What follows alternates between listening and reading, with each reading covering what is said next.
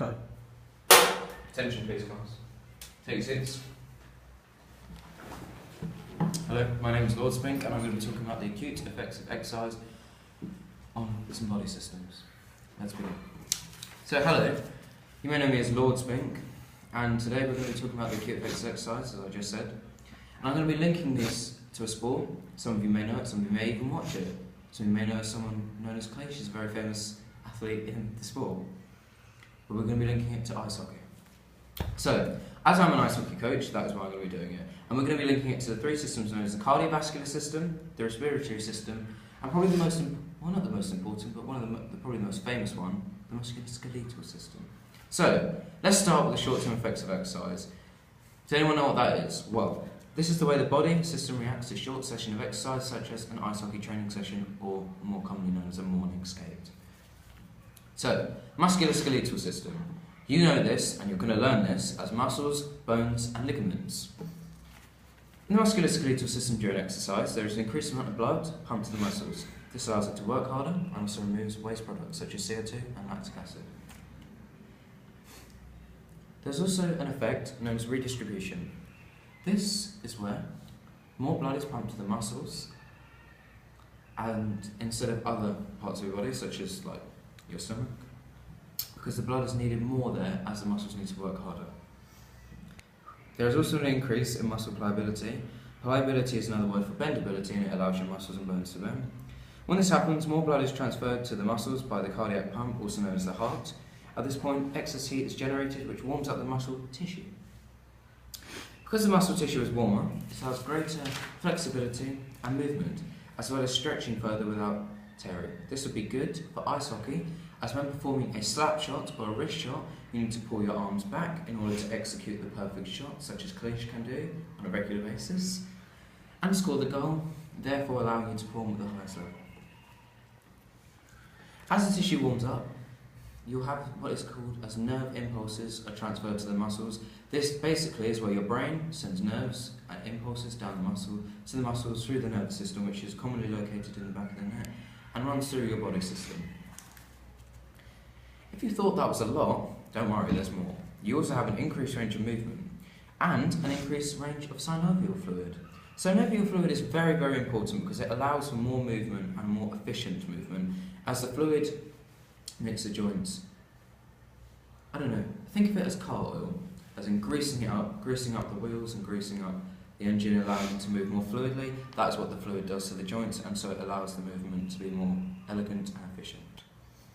Muscle fibre micro tears. This is important. Exercise will result in small tears in muscle fibres during exercise. Whilst resting, the tear will repair and enlarging the muscle, which will make it bigger and stronger, which is why people like Kleish have very big muscles, because after he's worked out, his muscles tear, they rebuild and get a lot bigger. You see it if you've ever seen a picture of Kleish, he's very strong. A key way to build up muscle is with protein. Protein increases the speed of the repair and build. Ice hockey players need a lot of protein, as ice hockey is a very physical sport. There's a lot of collisions, a lot of contact, and so you need to be physically big and physically strong in order to participate.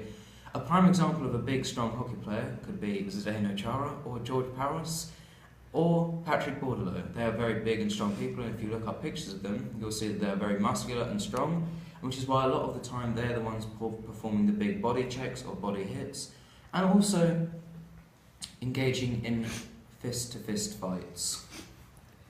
Now, let's move on to the cardiovascular system. When the cardiovascular system is engaged in short-term exercise, your heart rate begins to increase. It does this before exercise, as you have anticipation for the activity. When relating it to ice hockey, if you're about to go play in the Stanley Cup final, you'd be anticipating, you'd be excited, you'd be nervous because you think there's a chance that we can win a trophy here. So your heart rate would already be going boom, boom, boom, boom, boom. It also does this during the activity, as more oxygenated blood is pumped to the muscles. Furthermore, you experience an increase in blood pressure.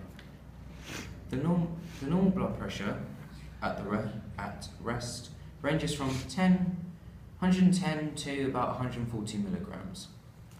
However, during exercise, this can range to 250 millimeters Hg in highly trained athletes such as the ones that perform in ice hockey, such as Clich and Matt Duchesne and the elegant Patrick Kane. Now, we're going to move on to our final system. I hope you're all ready and I hope you're all excited. This is known as the respiratory system. Lungs and gas exchange make up the respiratory system. There are different things that happen to the respiratory system, such as increased breathing rate. This happens as a result of neutral and chemical factors. The main cause is to get more oxygen to the blood and remove CO2 from it, as we stated earlier in the cardiovascular system.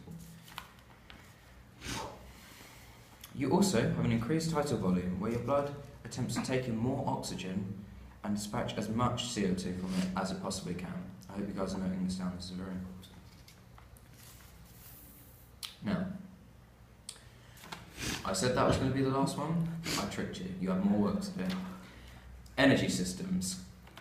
This, although some may underrate it, in my opinion, this could be one of the most important ones, as it actually gives you the fuel, the energy to perform these beautiful tasks in ice hockey, such as skating, up the ice, shooting, passing. Anything that you need to play ice hockey, you need energy for.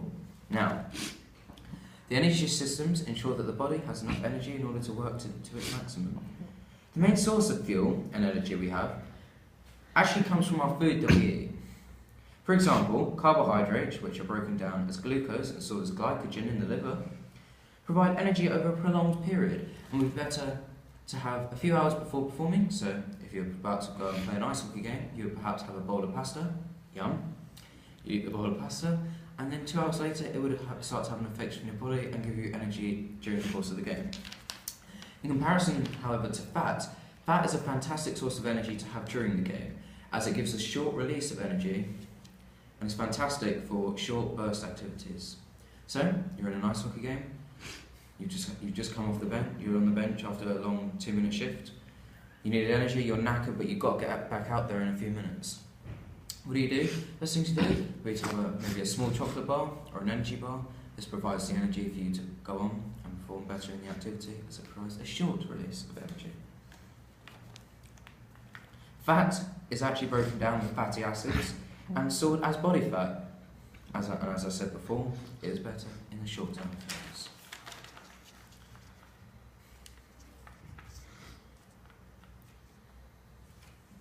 I hope today that you enjoyed learning about the energy system, respiratory system, cardiovascular system and musculoskeletal system, and how it relates to ice hockey. And remember, if you wish to look up any players such as Clich, Bordelot, any of those kind of players, and you also wish to look up how the muscular system is affected whilst playing hockey, or just in any exercise, you may not be a fan of hockey, maybe a fan of curling or football, go and look it up, and it'll be on sport websites all over the country and all over the internet. Thank you, and I hope you enjoyed my lesson. Get back to work class, and I hope to see you next week. Goodbye.